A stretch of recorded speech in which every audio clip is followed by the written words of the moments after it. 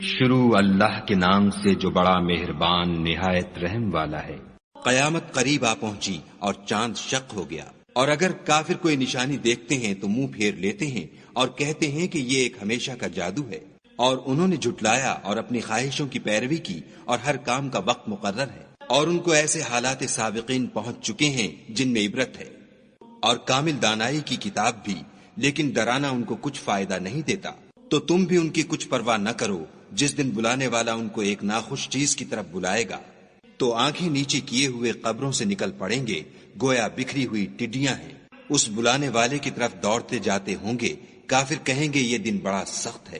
ان سے پہلے نوح کی قوم نے بھی تکذیب کی تھی، تو انہوں نے ہمارے بندے کو جھٹلایا اور کہا کہ دیوانہ ہے، اور انہیں ڈانٹا بھی۔ تو انہوں نے اپنے پروردگار سے دعا کی کہ بار الہ میں ان کے مقابلے میں کمزور ہوں، تو ان سے بدلہ لے۔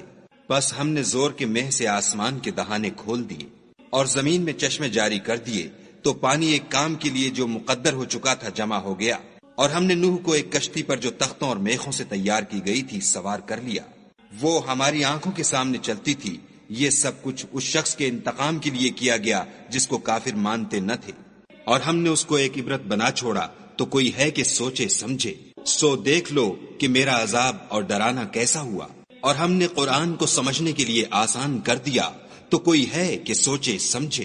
عاد نے بھی تکذیب کی تھی، سو دیکھ لو کہ میرا عذاب اور ڈرانا کیسا ہوا۔ ہم نے ان پر سخت منحوس دن میں آندھی چلائی، وہ لوگوں کو اس طرح اکھیڑے ڈالتی تھی گویا اکھڑی ہوئی کھجوروں کے تنے ہیں۔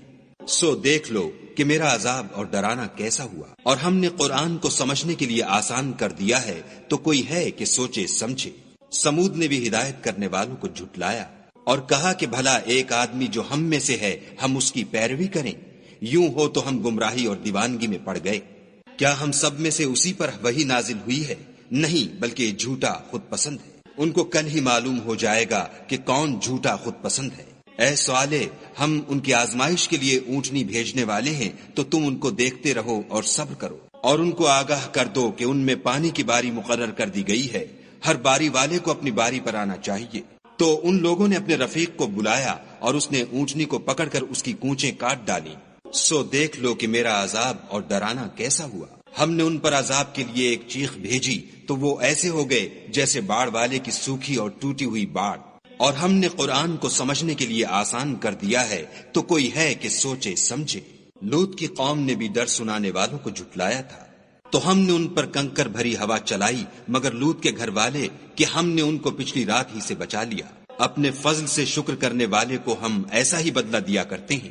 اور لوط نے ان کو ہماری پکڑ سے ڈرا بھی دیا تھا، مگر انہوں نے ڈرانے میں شک کیا، اور ان سے ان کے مہمانوں کو لے لینا چاہا، تو ہم نے ان کی آنکھیں مٹا دیں۔ سو اب میرے عذاب اور ڈرانے کے مزے چکھو۔ اور ان پر صبح سویرے ہی اٹل عذاب آ نازل ہوا، تو اب میرے عذاب اور ڈرانے کے مزے چکھو۔ اور ہم نے قرآن کو سمجھنے کے لیے آسان کر دیا ہے، تو کوئی ہے کہ سوچے سمجھے۔ اور قوم فرعون کے پاس بھی ڈر سنانے والے آئے، انہوں نے ہماری تمام نشانیوں کو جھٹلایا، تو ہم نے ان کو اس طرح پکڑ لیا جس طرح ایک قوی اور غالب شخص پکڑ لیتا ہے۔ اے اہل عرب، کیا تمہارے کافر ان لوگوں سے بہتر ہیں، یا تمہارے لیے پہلی کتابوں میں کوئی فارغ خطی لکھ دی گئی ہے؟ کیا یہ لوگ کہتے ہیں کہ ہماری جماعت بڑی مضبوط ہے؟ ان قریب یہ جماعت شکست کھائے گی، اور یہ لوگ پیٹھ پھیر پھیر کر بھاگ جائیں گے۔ ان کے وعدے کا وقت تو قیامت ہے، اور قیامت بڑی سخت اور بہت تلخ ہے۔ بے شک گناہ گار لوگ گمراہی اور دیوانگی میں مبتلا ہیں۔